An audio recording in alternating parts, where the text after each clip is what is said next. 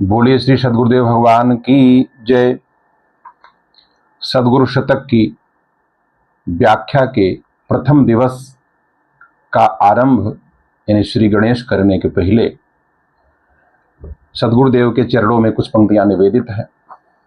गुरु ब्रह्मा गुरु विष्णु गुरु देवो महेश्वरः गुरु साक्षात् परब्रह्म तस्मै श्री गुरवे नमः। गुरवे सर्वलोकानां विषजे भवरोगिणां निधये सर्वविद्यानां तस्मै श्री गुरवे नमः। ध्यानमूलं गुरोर्मूर्तिः पूजामूलं गुरोः पदं मंत्रमूलं गुरोर्वाक्यं मोक्षमूलं गुरोः कृपा। बोलिए श्री सदगुरुदेव भगवान की जय। सदगुरु शब्द कितना प्यारा है। एक शब्द है गुरु, एक है सदगुरु। गुकार छंदकारो चारुकार तेज उच्चते। गु अंधकार का वाचक और रुकार प्रकाश का वाचक, अंधकार से प्रकाश की ओर ले चलने वाले। तो गुरु जगत प्रचलित जो दोनों शब्द हैं गुरु और सदगुरु, इसका भावात्मक अर्थ बताएं आपको। एक तो है जो अंधकार से प्रकाश की ओर ले चलते हैं, मार्ग दिखा देते हैं। सदगुरु आपके साथ चलते हैं। दोनों में भेद है। जगत में शिक्षक भी तमाम तरह के हमें मिलते हैं जो अलग अलग विषय पढ़ाते हैं, गणित भूगोल विज्ञान वगैरह वगैरह, और पढ़ाने के बाद आप अगली श्रेणी में चले जाते हैं, उनका काम समाप्त। फिर नए गुरु की खोज में आप जाते हैं, नए शिक्षक की खोज में। लेकिन अध्यात्म के क्षेत्र में एक अलग बात है। आपने किसी से मंत्र ले लिया, जैसे राम का, कृष्ण का मंत्र, देवी भगवती का मंत्र, या अलग अलग देशों में आप कहीं रहते हैं तो वहां प्रचलित जो विधियां प्रविधियां होती हैं, तो किसी गुरु से आप मंत्र लेते हैं। लेकिन आपने गुरु से मंत्र लिया कृष्ण अथवा राम का, तो आपका लक्ष्य राम और कृष्ण है, आपके गुरु नहीं है। गुरु एक माध्यम है। सदगुरु का मामला कुछ अलग है। यहां पर क्या है, भेद ही नहीं है दोनों में। सदगुरु यानी वे महापुरुष जो स्थित प्रज्ञ दशा में है और वह स्वयं भगवत स्वरूप है। बैनर लगाने से नहीं होगा इसकी पहचान। वही समझ सकता है जो उस अवस्था में हो। जगह को सिर्फ जगह ही पहचान सकता है, सोता हुआ नहीं पहचान सकता। कई बार लोग पूछते हैं वे पहचाने कैसे हम? तो पहली बात तो पहचान इतना आसान नहीं है। इन चर्म चक्षुओं से, इन आंखों से तो आप पहचान नहीं सकते। भौतिक शरीर आपको दिखाई पड़ेगा। इतना आप समझो कि सदगुरु शिष्य नहीं बनाते हैं और सदगुरु कुछ मांगते नहीं हैं। मांगने का मतलब हम धन दौलत की बात कर रहे हैं। तो इतनी पहचान से अभी आप काम चलाइए। तो सदगुरु अगर शिष्य नहीं बनाते तो बनाते क्या है? तो देखो, अपनी निष्ठा से, श्रद्धा से जो लोग जुड़ते हैं, भगत जगत भक्त लोग अपनी श्रद्धा से गुरु माने, सदगुरु माने, एक अलग बात है। सदगुरु की ओर से जो है, सदगुरु एक पारस है। पारस, पारस पत्थर आपने नाम सुना होगा। तो पारस परस कुधात सुहाई। परस यानी छूने से। यदि पारस पत्थर लोहे को यानी कुधातु को स्पर्श कर दे तो सुधातु बन जाता है, यानी सोना बन जाता है। अब सोना कुछ नहीं कर सकता आगे, लेकिन पारस बहुत कुछ कर सकता है। अभी उसके अंदर वह क्षमता विद्यमान है कि लोहे को छूकर सोना बना देगा, फिर दूसरे लोहे को छू के सोना बना देगा। अब जो सोना बन गया वो कुछ नहीं कर सकता। तो सदगुरु एक ऐसे पारस हैं जो दूसरा पारस बनाते हैं, जिसमें वह क्षमता आ जाती है जो क्षमता उनके अंदर है। यानी सदगुरु शिष्य नहीं बनाते, सदगुरु बनाते हैं। तो उनकी अनुकंपा से हृदय क्षेत्र में अवगाहन बहुत सरल हो जाता है। तो स्थित प्रज्ञ दशा में महापुरुष स्वयं भगवत स्वरूप होते हैं। उनमें और परमात्मा में कोई भेद नहीं है। और यह हम अपने अनुभव के आधार पर बता रहे हैं। जो भी सदगुरु की कृपा से थोड़ा बहुत अनुभव मुझे हुआ है, उसी पर विश्वास कर रहे हैं। और विश्वास आप भी करिए। अनुभव होगा तो विश्वास आप कर ही लेंगे।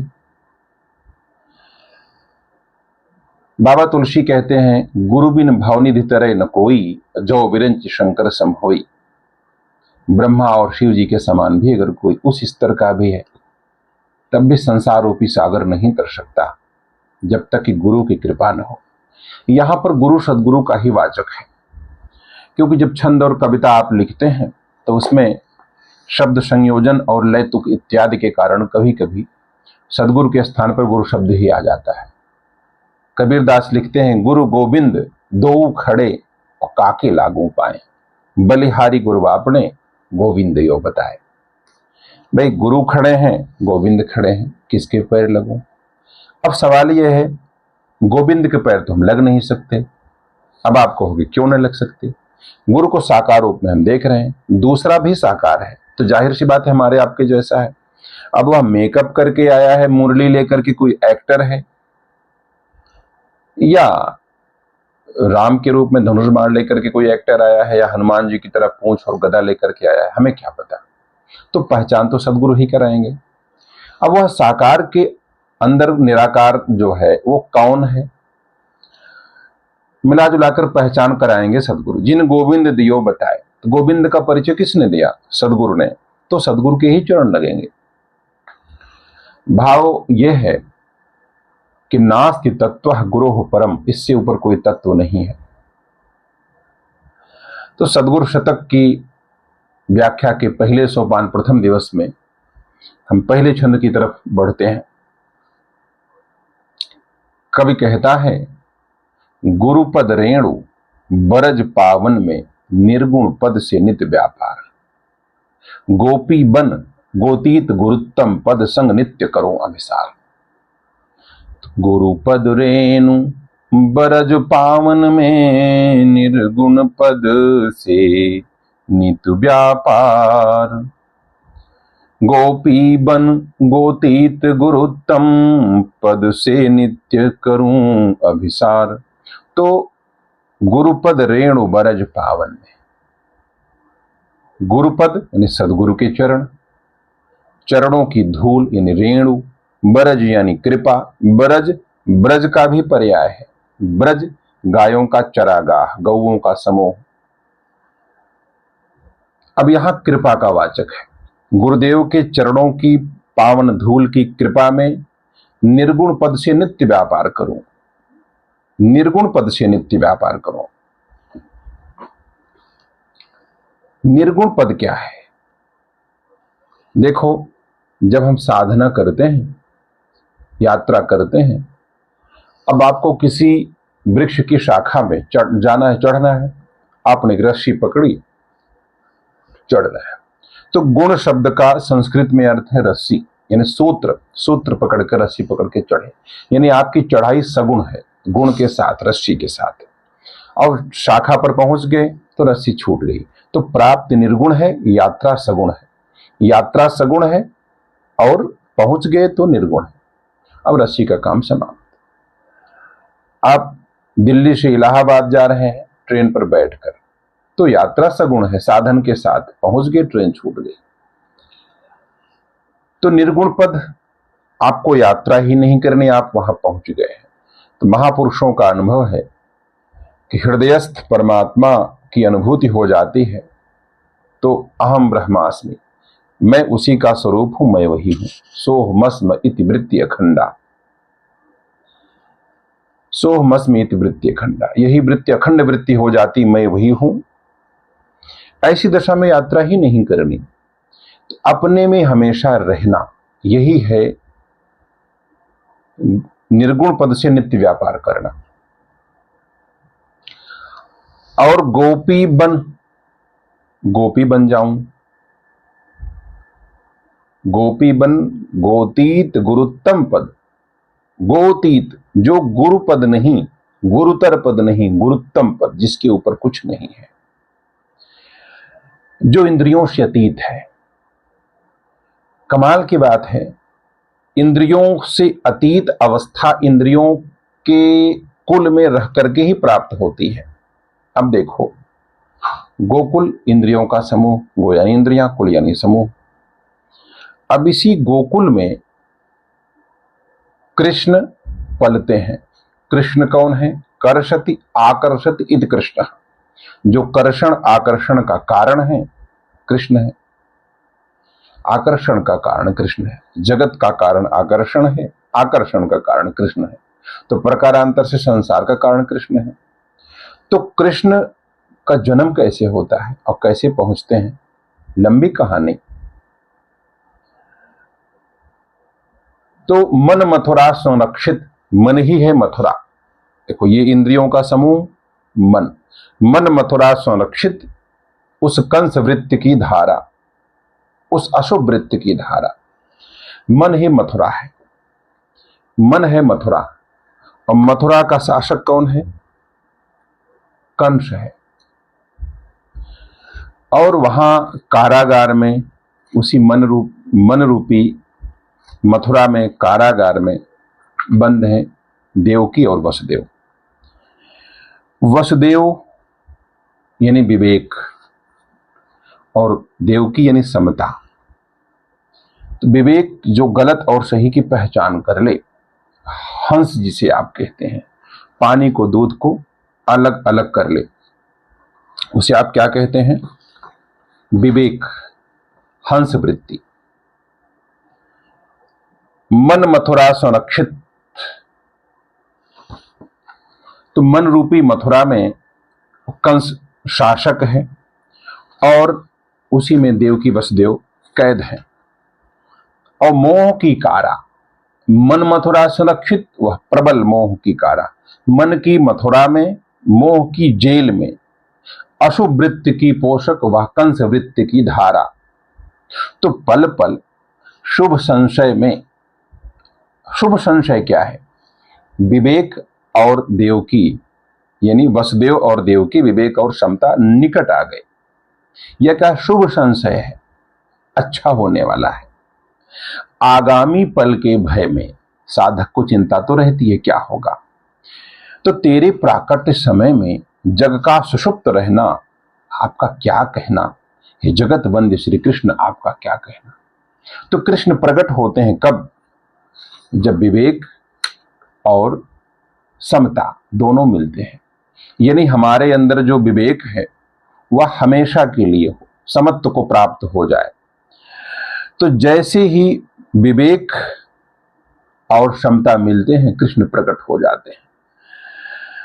तो विवेक का, जिस क्षण विवेक का समता से सायुज्य घटित, तत्क्षण प्राकट्य तुम्हारा, और वैसे प्रकट हो गए। और जैसे कृष्ण प्रकट होंगे, बंधनहीन करे मानस को, तेज पुंज युत कर अंतस को, हृत में आनंद प्रभूत भरे, शाश्वत प्रकाश उद्भूत करे। और उस समय ऐसी कथा है कि जेल के दरवाजे अपने आप खुल जाते हैं, उनकी श्रृंखला अपने आप टूट जाती है। अब कृष्ण प्रकट तो हो गए, लेकिन पले कैसे? तो कृष्ण पलते हैं कहां? कृष्ण पलते हैं गोकुल में। साधना कहां होगी? शरीर में ही होगी। बड़े भाग मानुष तन पावा, सुर दुर्लभ और सदग्रंथ नि गावा। तो ये जो मनुष्य का शरीर है, साधना यहीं होगी। तो कृष्ण कहां पलेंगे? गोकुल में, इंद्रियों के समूह में आते हैं गोकुल में। और बुद्धि और आनंद, नंद आनंद आ लगा दो, आनंद प्रसन्नता, और यशोदा है बुद्धि। बुद्धि निर्णय करती है, विवेक पहचान करता है। तो बुद्धि और आनंद के सहयोग से कृष्ण बड़े होते हैं, फिर एक एक लीला करते हैं। कृष्ण को वहां कई भूमिकाएं मिली। गोपाल, गो यानी इंद्रियां, उनका पालन करने वाली। पालन करना होता है, गुरु कहते हैं पालन करना कैसे? गुरु कुम्हार शिक कुंभ है, और गढ़गढ़ काढ़े खोट, अंतर हाथ सहार दे बाहर वाहे चोट। तो यह मुख है, भजन करो कि गाली दो। तो कैसे हम संभालते हैं, यह संभालना ही है, पालन करना। और गोपाल के प्रेमी कौन है? गोपी। गो यानी इंद्रियां, पी यानी पी जाए, साधनावस्था की बात है, ये महापुरुषों के साधकों की बात है। तो गोपी गोपाल से प्रेम करते हैं। और ऐसी दशा में प्रकरण आता है गोवर्धन का। इंद्रियां जब उनका प्रकोप होता है, कृष्ण रक्षा करते हैं और उसी गोवर्धन के तले सब आ जाते हैं। गोवर्धन इंद्रियों का वर्धन करना, बढ़ाना, ऊपर ले जाना, बड़े प्यारे प्यारे शब्द हैं। तो गोपी बन जाऊं, गोपी बन गोतीत गुरुत्तम पद संग नित्य करो अभिसार, नित्य मिलन करो। तो गोपी बनूं, इतनी कृपा तो हो भाई। भाव तो रहता ही है, अब भाव होना भी चाहिए, लेकिन यह कोई नया भाव नहीं है। हमेशा साधक और हमेशा भक्तों में एक भावना हमेशा रही है। तो जिस प्रकार पावन ब्रज क्षेत्र में गोपी और गोपाल का दिव्य मिलन होता है, दिव्य मिलन संभव होता है, उसी भांति भक्त कवि की हार्दिक अभिलाषा है कि सदगुरु के चरणों की धूल रूपी पावन कृपा की छांव में, प्रभाव क्षेत्र में, ब्रज में गोपी भाव प्राप्त करके, यानी इंद्रियों के विषय रसों को आत्मसात करके, पी करके, गोतीत इंद्रियों से परे गुरुत्तम पद, यानी कि उस अवस्था को नित्य उपलब्ध हो जाए, गुरुत्तम पद से अभिसार हो जाए। क्यों? क्योंकि सदगुरु की चरण रज में वह शक्ति है कि इसे धारण करके, इसे धारण करने पर गुणातीत निर्गुण अवस्था से नित्य साक्षात्कार संभव है। आप नित्य वहीं अनुभव करेंगे, नित्य अमावस नित्य संक्रांति। कबीर कहते हैं नित्य अमावस नित्य संक्रांति। मिली लाडली अपने प्रिय से, उसका अपना देश जहां। लाडली आत्मा कहीं गई नहीं, मिली लाडली अपने प्रिय से। कहां मिली? उसका अपना देश जहां। वो जहां थी वहीं मिली। तो प्रीतम का अभिसार सहज है, सूली के संकेत कहा। कोई बाधा नहीं, भ्रम ही बाधा है। भ्रम दूर हुआ, पर्दा गिरा, घूंघट के पट खोल रही, तो है पिया मिलेंगे। वही संभव है, वहीं आप देख सकते हैं। देखो कितनी बातें कर लो, ज्ञान की कितने ग्रंथ पढ़ लीजिए, जब तक अनुभव न हुआ ना, कुछ खटकता है। वो खटकेगा। बड़ी बड़ी उपाधियां ले लीजिए, महामंडलेश्वर हो जाइए, अपने नाम के आगे सदगुरु लिख लीजिए, या कुछ भी उपाधि धारण कर लो आप, तत्वदर्शी, मर्मदर्शी, कुछ भी लिख लो। जब तक अनुभव नहीं होगा तब तक कुछ खटकेगा। वो जो खटकन है कैसे दूर होगा? गोपी बन जाओ, आर्त भाव से पुकारिए, समर्पित हो जाइए, और फिर अभिसार तो होगा। ये तो सिद्धांत है, होना ही होना है।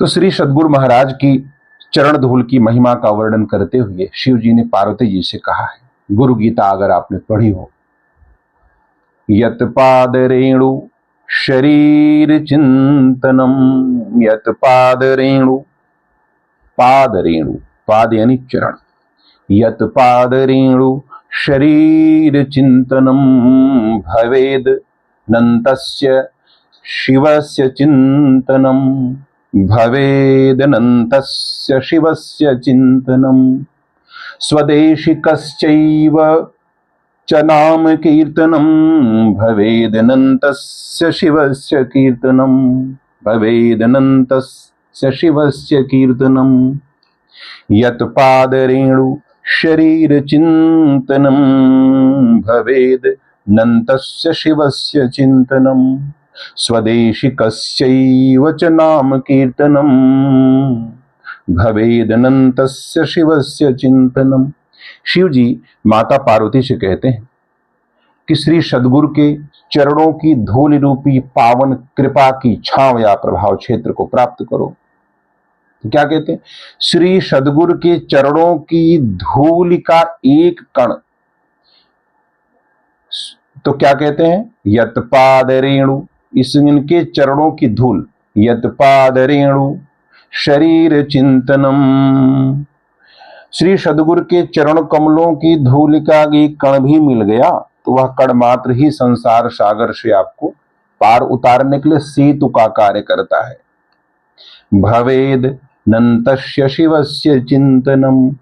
तो श्री सद्गुरु महाराज की चरण धूलि शिष्य के अंतर्मन को गुरु भक्ति के रस में डुबो देती है, भिगो देती है, और श्री सद्गुरु की चरण धूलि शिष्य के मन में श्रद्धा व भक्ति का संचार करती है, करती रहती है। तो गुरु की चरण धूल की कृपा के सहारे श्री सद्गुरु के बतलाए मार्ग पर चल करके वो लक्ष्य की प्राप्ति करने से मन में शक्ति पैदा होती है और मन के अंदर आध्यात्मिकता बढ़ती रहती है। तो शिव जी से लेके अद्यावधि सभी भक्तों ने यही भाव व्यक्त किया है। बाबा तुलसी लिखते हैं, श्री गुरु पद नख मणिगण ज्योति, सुमिरत दिव्य दृष्टि ही होती, दलन मोह तमसो सब प्रकाशु, बड़े भाग उर आवई जासु। तो श्री सद्गुरुदेव महाराज के चरण नखों की ज्योति मणियों के प्रकाश के समान है। मणियों का प्रकाश मणियों के प्रकाश के समान है, जिसके स्मरण करने से, सुमिरत स्मरण करने से दिव्य दृष्टि ही माने हृदय में दिव्य दृष्टि उत्पन्न हो जाती है। तो वह जो दिव्य दृष्टि है, दलन मोह तम सो सप्रकाशु, मोह का जो अंधकार है उसको दलन करके प्रकाश उत्पन्न कर देती है। यानी अज्ञान रूपी अंधकार को वह प्रकाश नाश करने वाला है। और यह प्रकाश जिनके हृदय में आ जाता है, बड़े भाग उर आवई जासु, जिसके बहुत बड़ा भाग्य होता है, उसी के हृदय में घटना होती है। अब देखो, भगवान का शरीर क्या है? ये जो हम देखते मटेरियल बॉडी है ना, 2 आंख 2 नाक पैर, भौतिक है, चला जाएगा। चिदानंदमय देह तुम्हारी जो देह है, शरीर है, कैसे चिदानंदमय, चित और आनंद से बनी है। अब इन आंखों से तो आप देख नहीं सकते, ना चित को ना आनंद को, 3D देखेंगे, त्रिविमीय दृश्य को देखते हैं। तो दिव्य दृष्टि से देखते हैं, दिव्य दृष्टि गुरु की कृपा से मिलेगी। तो यह प्रकाश जिनके हृदय में आ जाता है वे बड़े बड़े ही भाग्यशाली। अब क्या होगा? बात शुरू हुई भगवान के चरणों की कृपा, गुरुपद की रेणु से, गुरुपद के नखों की ज्योति से, हृदय में प्रकाश आने से। उघरहि बिमल बिलोचन हिय के, मिटहि दोष दुख भव रजनी के। तो हृदय में आते हृदय के निर्मल नेत्र खुल जाते हैं। उघरहि बिमल बिलोचन हिय के, मिटहि दोष दुख, संसार रूपी रात्रि के, भवरजनी के दोष दुख, दोष और दुख मिट जाते हैं।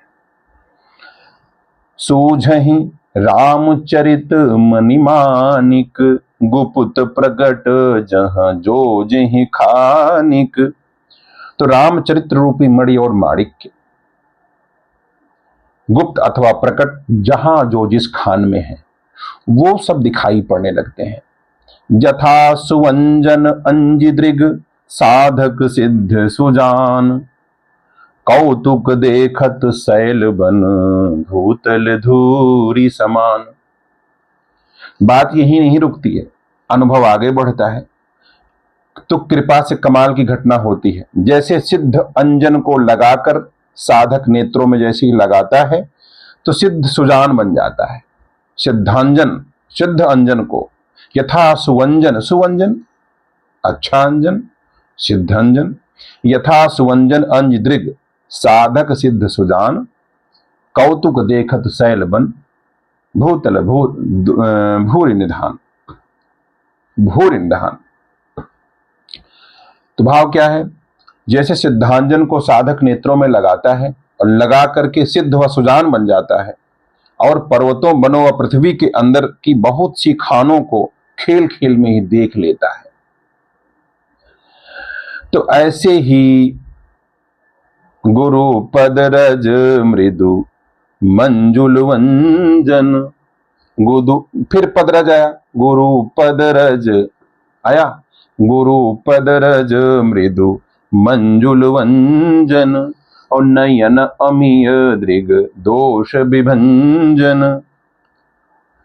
तिहि कर बिमल विवेक बिलोचन, बरनौ राम चरित भव मोचन।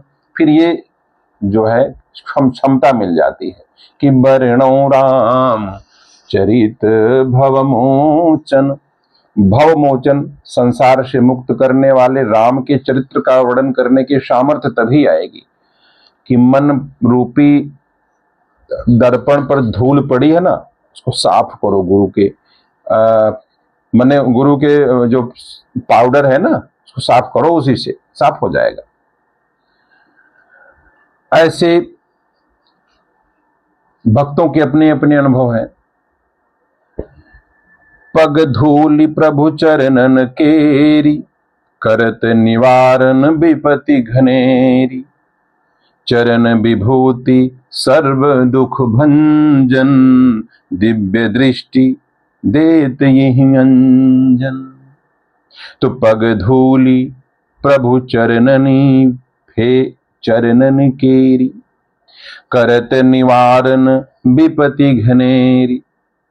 अगर वहां निगाह पड़ती है आपको, भगवान के चरणों की धूल अगर मिल जाए, तो करत निवारण विपति घनेरी, घनी से घनी विपत्ति भी समाप्त हो जाती है, निवारण हो जाता है। तो चरण विभूति सर्व दुख भंजन, दिव्य दृष्टि देत यहि अंजन। यह अंजन दिव्य दृष्टि देता है। जिन इन अंजन नेत्र लगायो, हर मूरत व्यापक हरि पायो। हर मूर्ति में उसी को प्राप्त करता है, सब में उसी को देखता है। आपहि दीखत ताहि न दूसर कोई, आपहि आप सर्ब में हुई। और उसको दूसरा कोई दिखा ही नहीं पड़ता। सिया राम में सब जग जानी, करहु प्रणाम जोर जुग पानी। ये तो देखो ती तो श्याम मई है, बात वहां तक पहुंच जाती है, उसको कोई दूसरा दिखाई नहीं पड़ता। दीखत ताहि न दूसर कोई, आप ही आप सर्ब में होई। तो राम नाम कलि काम तरु, राम नाम कलि काम तरु। कलयुग में राम का नाम क्या है? ये जो है काम तरु, कल्प वृक्ष है राम नाम। राम भगति सुरधेनु, राम की भक्ति क्या है? कामधेनु है, हर इच्छा पूरी करने वाली। तो यहां पे नाम और भक्ति दो बात आई। सकल सुमंगल मूल जग, गुरु पद पंकज रेणु। लेकिन सबका मूल क्या है? भगवान के चरणों की धूल। सकल सुमंगल मूल जग, गुरुपद पंकज रेणु। चरण धूलि माथे धरूं, सत सत कोटि प्रणाम। जग तारण अवभव अरुभव हरण, जीवन धन सुख धाम। तो गुरु के चरणों की ये महिमा है। अब देखो,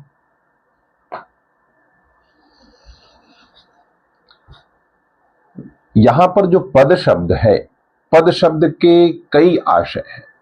तो पद माने ये पैर नहीं जिस पैर की हम बात करते हैं, गूढ़ अर्थ है। पद माने अवस्था। और जो हम रेणु की बात करते हैं, एक तो लौकिक और साधारण अर्थ हुआ, पैर में धूल।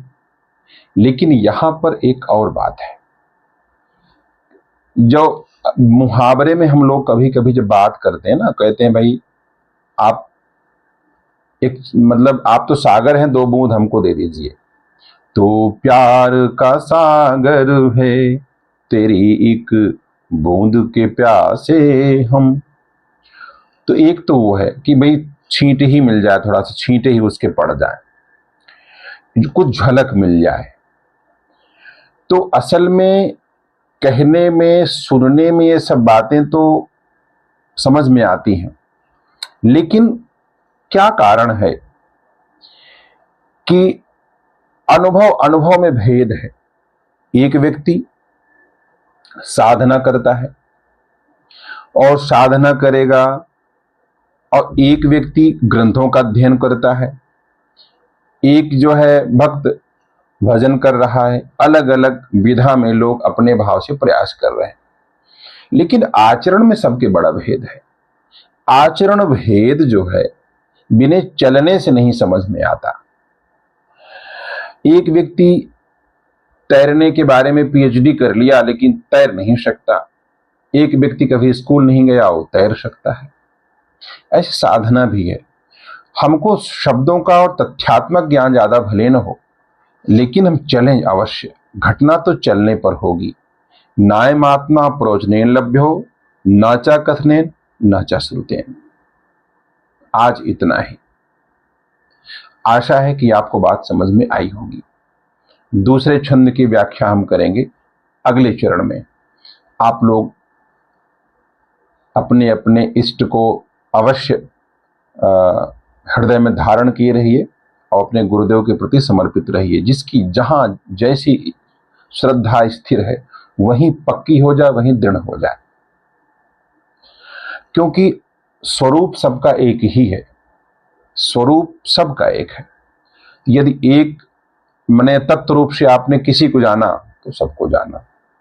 इसलिए मेरा तो कहना यही है, आप जहां भी आपका चित्त है वहीं पर दृढ़ कर लो, समर्पित हो जाओ, घटना हो जाएगी। बोलिए श्री सद्गुरुदेव भगवान की जय।